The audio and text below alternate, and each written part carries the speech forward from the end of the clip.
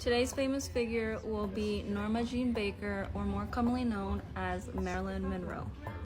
She was born in 1926 in Los Angeles to mother Gladys Pearl, who was later diagnosed as a schizophrenic. Shortly after her birth, her mother did have a delusional episode, leading for her to be in the foster care system and having to live with family and friends until the age of 16. Sadly enough, she felt that the only way for her to escape her family abusers and the boyfriends of family members was by marrying her neighbor at the age of 16.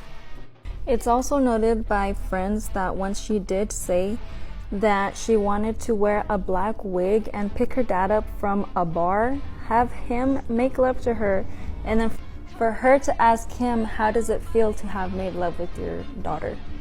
Weird? Yes, very weird. She spent most of her life trying to replace the love from her father from different men. Her husband later went on to war, where she found herself being your typical stay-at-home wife. She, however, did not like it. It was too slow-paced for her, so she started up as a pinup model. Becoming a pinup model was her big break because this led to her getting signed on by an agent, and this led also to her famous blonde hair and the big change to Marilyn Monroe. Ironically enough, this was also the scene that led to her divorce with DiMaggio, because he said that she wasn't a very well-respected woman, yada yada yada. They went off to be friends, noted, but we all know what it means when you're just friends after you end a relationship. Now, this is where she goes off to meet the Kennedys.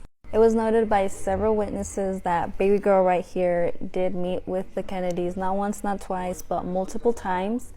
And while they were out on dates, or whatever you want to call them, meetings, whatever, they discussed extraterrestrials. Basically, she was just becoming a loose end until these two were like, yeah, we already hit home base, it's time to scrap her.